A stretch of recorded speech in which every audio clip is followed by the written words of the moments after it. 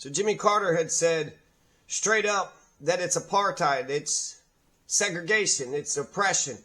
And so this is Joe Biden and Sarah Palin debate when it comes to Israel and Palestine. They are just so into the oppressor, it's not even funny. Two-state solution is the solution, and Secretary Rice having So you just heard her say that the two-state solution is the solution. A two-state solution is the solution. So the two-state solution is Palestine on one side and Israel on the other. If there was a two-state solution, then Israel is invading another country. Just like Russia's invading Ukraine, you can't do that. But Israel's invading Palestine, and they're all living in tent camps anyways, and 2 million have already been displaced. 200,000's dead, mostly women and children, and now there's an attack in the West Bank. The damn onslaught, the invasion continues. It doesn't stop. And Secretary Rice, having recently met with leaders on one side or the other, they're also still in these waning days of the Bush administration trying to forge that peace, and that needs to be done, and that will be top of an agenda item also under a McCain-Palin administration. Israel is our strongest and best ally in the Middle East. We have got to assure them that we will never allow a second Holocaust, despite, again, warnings from Iran and any other country that would seek to destroy Israel, that is what they would like to see. We will support Israel, a two-state solution. The Holocaust is happening to Palestine right now. They're trying to unify the country, but they're not going to give citizenship to the Palestinians. You either do integration or you do two-state solution. Those are the only two legitimate end goals. Those are the only two legitimate end goals. George W. Bush was for a two-state solution. Ronald Reagan, he said that too often it's the Palestinians who are the victims of the aggression. And then you had Truman saying, well, if you try to move 6 million into an area and move 6 million out of an area, well, people just aren't going to like that. Well, no shit, Truman. And he's the one that signed the damn thing. Building our embassy also in Jerusalem, those things that we look forward to being able to accomplish with this peace-seeking nation. And they have a track record of being able to forge these peace agreements. They succeeded with Jordan. They succeeded with Egypt. I'm sure that we're going to see more success there also. It's got to be a commitment of the United States of America, though. If we compromise on Palestine, not only is it a racist policy, so brown and black folks are going to be compromised, but working class folks are going to be compromised as well, and poor folks and homeless. Take a look at this in North Carolina.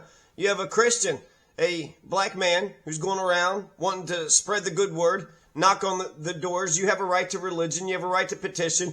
You have a right to knock on somebody's door and say, hey, can I talk to you about God? Or, hey, I got a petition for you to sign. This is the First Amendment. And you just politely say no, or you just stay inside and wait for them to walk away. They'll put their pamphlets down and then they'll move on to the next house. But guy is going to shoot through the door. Of Rockingham continues to fight for his life after a bizarre shooting back on August 22nd. He was shot at 7 times, but he was only hit 5. You know, this is the guy across the street. Jaden's father says the gunman is their neighbor living directly across the street. That morning, he believes his son was going across the street to pray with his neighbor, who's 72 years old. He is a resilient young man. It was on his mind to, try to spread the good news. Yeah, so you're supposed to love thy neighbor, right? So if this is a Christian nation, I'd like for it to begin to be a Christian nation. And if we're not Christian, let's be constitutional. Let's do natural law. Let's do constitutional law. But this law of the jungle. Here you have another woman who just got shot 9 times. 9 times because dude wanted to rob her or some shit. And the 72-year-old didn't even get charged. The 72-year-old doesn't even go to jail. He looked me dead in my face. I looked him dead in his face. And as soon as we walked past, he just shot me in my back. On Thanksgiving morning 2022, while working as a caregiver at the Oxmoor apartment homes, Jasmine Blackman locked eyes with a masked man outside who shot her 9 times. Bullets pierced nearly every inch of her upper body, including her spine. I just was focusing on my breathing, and I was thinking about my son the whole entire time. And I just was please, my baby's in the house. Police are... So this is, 50 Cent, right? got shot 9 times, so I guess you have to do some rap album or something in order to make it. And I can promise you, in a McCain-Palin administration, that commitment is there to work with our friends in Israel. Senator. When no one in the United States Senate has been a better friend to Israel than Joe Biden. I would have never, ever joined this ticket were I not absolutely sure Barack Obama shared my passion. But you asked the question about whether or not this administration's policy had made sense or something to that effect.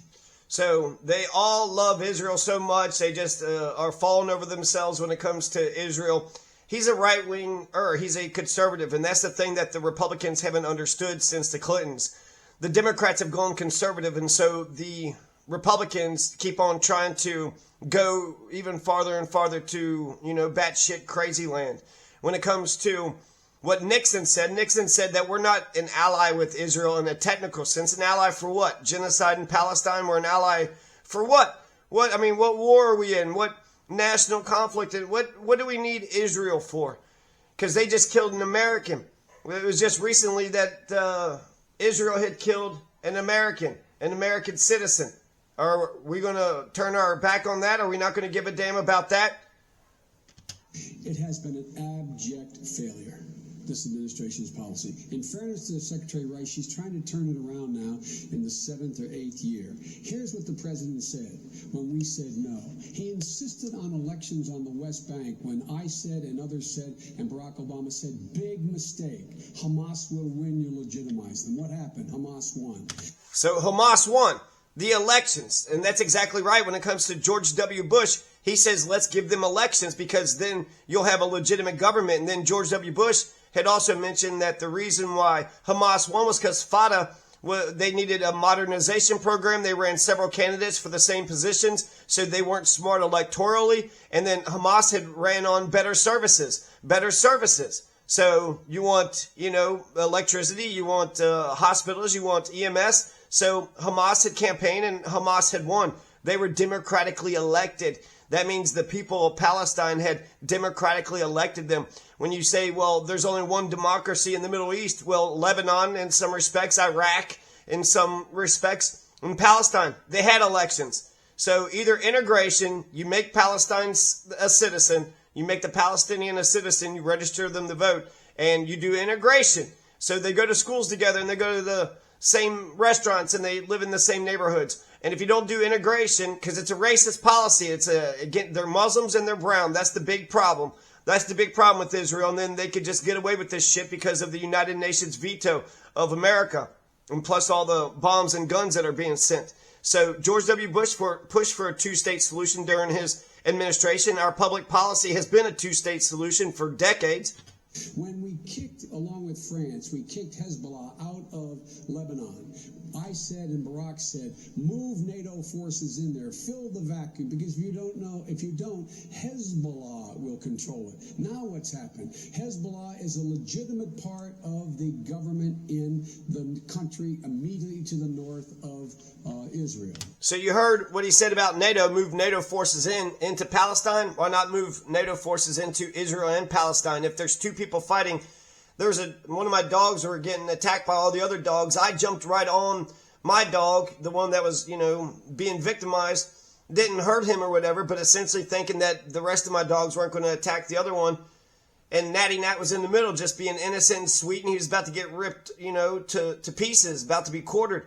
And so I jumped in the middle of it, and once I did that, then I was able to get the rest of the dogs off of Natty Nat. You got to jump right in the middle of this thing. You have to jump right in the middle of it at the very least, with occupation. Israel should love us, right? They love Americans. They love America. And so we go there and we say, stop with your shit, Israel. Stop with your shit, Palestine. And we either A, implement a 2-state solution, or B, do integration. Right now what they're doing is just a slow-moving genocide if it's not outright genocide. The fact of the matter is the policy of this administration has been an abject failure.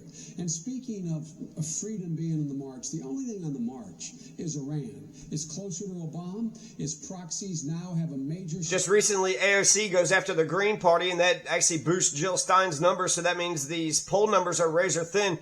And instead of just having a righteous policy, the Green Party is gaining traction because they're against genocide. So there's Muslim communities in Michigan and a lot of the swing states. So the Muslim population is not happy with what's going on in Palestine. And they just kicked Jill Stein off the ballot in Nevada, which that's incredible too. Don't we have a right to petition? She gets 29,000 signatures and they said, hey, wait a second. You forgot to circle this. You forgot to bubble this one little thing. And then they chucked out 29,000 signatures. When you run for, as a Democrat, what do you got to get? 2 signatures? And, oh, okay, well, you're a Democrat or Republican, so you just get on in there. It's, the ballot access is so ridiculous that the United States government just said that Venezuela, their democracy was, screwed up because there was opposition candidates were kicked off the ballot. Well, shit, is that not what's happening right now in the United States in Nevada? Stake in Lebanon as well as in the Gaza Strip with Hamas. We will change this policy with thoughtful, real-life diplomacy that understands that you must back Israel and letting them negotiate, support their negotiation, and stand with them, not insist on policies like this administration has. Has this administration's policy been an abject failure, as the senator says, Governor? No, I do not believe that it has been, but I'm so encouraged to know that we both love Israel, and I think that is a good thing to get to agree on, Senator Biden. I respect your position on that. No, in fact, when we talk about the Bush administration, there's a time, too, when Americans are going to say enough is enough with your ticket on constantly looking backwards and pointing fingers and doing the blame game. There have been huge blunders in the war. There have been huge blunders throughout this administration, as there are with every administration, but for a ticket that wants to talk about change and looking into the future, there's just too much finger pointing backwards to ever make us believe that that's where you're going. Positive change is coming, though. Reform of government is coming. I remember that debate moment because she was like, I am so heartened that you love Israel just as much as I do. So again, the Democrats are right-wing. The Democrats are conservative. Nixon said that they're not an ally in a technical sense. They're an ally because of Zionism, because of Christian Zionism, which doesn't make any sense because the Jewish folks, according to the Christians, aren't going to go to heaven. Only those who believe in Christ are going to go to heaven. So why would Palin love Israel so damn much? Because she's a big Christian, right? So she'll make it to heaven, but none of the other religions, no Buddhists, no Zoroastrians, no Muslims, nor any Jewish folks are going to go to heaven. So it makes no sense whatsoever. They have a right to defend themselves. They don't have a right to do an onslaught like this. They want to talk about the hostages. Why don't you give them the two-state solution? You have been oppressing the shit out of them since 1948. Two-state solution would solve the thing. Or integration would solve the thing. But instead of actually having two legitimate end goals, we're just going to let Israel do whatever the hell it wants to its poor brown Muslim population while not only America turns its back, but also the rest of the world. We'll learn from the past mistakes in this administration and other administrations, and we're going to forge ahead with putting government back on the side. When it comes to the genocide in Gaza and the West Bank, this is the most heavily documented genocide in the entire world history. And so the whole world sees what's going on. The whole entire world sees what's going on, and God damn it, Israel's going to get America nuked. Israel's going to get America nuked. This is absolute fucking bullshit. This is absolute bullshit. Do they talk any more about it? And making sure that our country comes first, putting obsessive partisanship aside. That's what John McCain has been known for in all these years. He has been the maverick. He has ruffled feathers. But I know, Senator Biden, you have respected him for that. And I respect you for acknowledging that. But change is coming. Just looking backwards, Senator? Look, past this prologue, Glenn. The issue is, how different is John McCain's policy going to be than George Bush's? I haven't heard anything yet. I haven't heard how his policy is going to be different on Iran than George Bush's. I haven't heard how his policy is going to be different with Israel than George Bush's. I haven't heard how his policy in Afghanistan is going to be different than George Bush's. So actually the change candidate when it comes to Israel is that he's going to put NATO troops into Palestine. That's what Biden's about. He's not for the two-state solution. So George W. Bush would actually be the liberal. George W. Bush was for a two-state solution, and Barack Obama wanted a two-state solution as well. But there is political implications, right? AIPAC spends all that money on opposition candidates. Cori Bush just lost her seat because of $9 million. AIPAC spent $9 million to make sure Cori Bush, one of the 5 progressives in Congress, lost her congressional seat. This is incredible. This is absolutely insane. How much money? Talk about meddling in other people's elections. This is ridiculous. I haven't heard how his policy in Pakistan is going to be different than George Bush's. It may be, but so far, it is the same as George Bush's, and you know where that policy is taken. So when he talks about change when it comes to Israel-Palestine, he's going to be more right-wing, more militant, more, blind when it comes to letting the people of Palestine defend themselves. You want to say this isn't self-defense. 200,000 versus 1,200, this is not self-defense. This is eye for 20 eyes. This ain't eye for an eye. This ain't proportional. This isn't fair. This isn't good. This isn't decent. It almost reminds me of 1 million being killed in Iraq. So that means Russia has the same legitimacy to do that in Ukraine, right? No, we're not going to say that with Ukraine. Only America can break international norms and morals and laws like this. And so Israel's kind of following the Bush doctrine when it says that a democracy is allowed to attack its so-called enemies as harshly as it feels like. 9/11 happened because of Saudi Arabia. What did it have to do with Afghanistan and Iraq? It had nothing to do with Afghanistan and Iraq. We will make significant change, so once again, we're the most respected nation in the world.